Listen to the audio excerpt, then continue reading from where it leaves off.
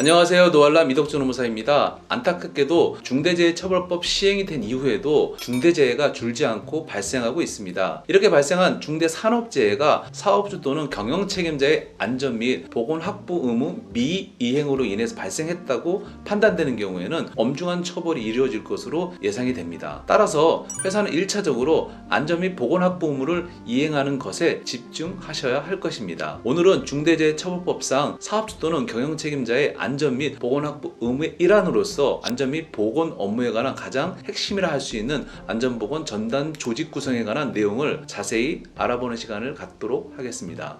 중대재해처벌법은 사업자에게 안전보건 관리체계 구축 및 이행에 관한 조치를 요구하면서 구체적으로 안전보건 전담 조직을 구성하도록 하고 있습니다. 이 전담 조직은 조직이기 때문에 2명 이상으로 구성해야 하는데요. 한편 안전보건 전담 조직은 모든 사업장에서 구성할 필요가 있는 것은 아니라는 점에서 요건을 살펴보도록 하겠습니다. 조선산업안전보건법에 따라 안전관리자, 보건관리자, 안전보건관리 담당자, 산업보건의에 해당되는 안전보건 담당자가 총 3명 이상이어야 합니다. 그리고 상시근로자 수가 500명 이상인 사업자이거나 건설업의 경우 시공능력 순위가 200이 이내이면 안전보건 전담 조직을 구성하셔야 합니다. 전담 조직을 구성하려면 산업안전보건법에 따른 안전보건 담당자가 총 3명 이상이어야 하는데요. 이때 판단은 산업안전보건법에 따라 해당 사업 또는 사업장에 선임 의무가 있는 인원수를 기준으로 판단해야 합니다. 한편 산업안전보건법에 따라 선임 의무가 있음에도 불구하고 기업활동 규제 완화에 관한 특별조치법에 의해서 선임 의무가 면제되는 경우들이 있는데요. 이럴 때는 면제되어 실제 선임한 인원이 아닌 본래 산업안전보건법에 따라 선임 의무가 있던 인원수를 기준으로 산정해야 합니다. 여러 사업장으로 구성된 회사의 경우 상시 근로자 수에 관한 판단은 모든 사업장의 근로자 수를 합산해서 500명 이상인지를 판단하게 됩니다. 이런 상시 근로자 수 산정에 있어서는 상용직뿐만 아니라 현장의 일용직도 포함되니 상시 근로자 산정에 주의가 필요합니다. 또한 건설사업자의 경우 토목건축공사업은 시공능력 평가 순위가 상위 200인 이내인 경우 전담 조직을 구성하셔야 되는데요.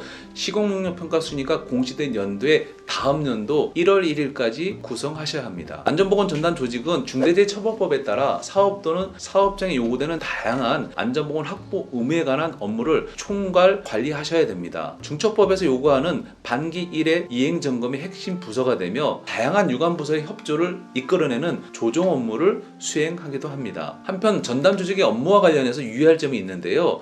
바로 개별 사업장의 안전관리자, 보건관리자, 관리감독자들이 수행하는 안전, 보건 그 밖에 환경과 관련된 실무는 전담 조직에서 수행하셔서는 안 됩니다. 그리고 해당 조직은 전담 조직이기 때문에 안전과 관련한 업무가 아닌 일반 행정 업무 등을 수행하는 것도 금지됩니다. 전담 조직이 일반 행정 업무를 수행하거나 안전관리자나 보건관리자의 실무를 수행하는 경우에는 중대재해처벌법에 따른 전담 조직 구성 의무 위반으로 인정될 수 있다는 점은 반드시 주의하셔야 합니다.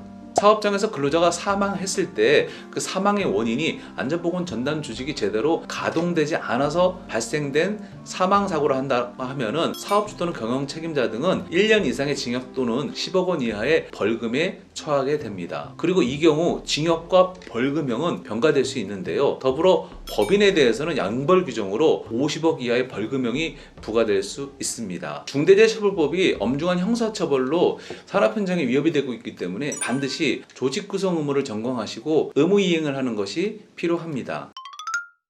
오늘은 안전보건 전담 조직에 대해서 알아보았습니다. 궁금한 사항 있으신 분들은 유튜브에 댓글을 남겨주시거나 블로그에 들어오셔서 내용을 확인해 주시면 감사하겠습니다. 감사합니다.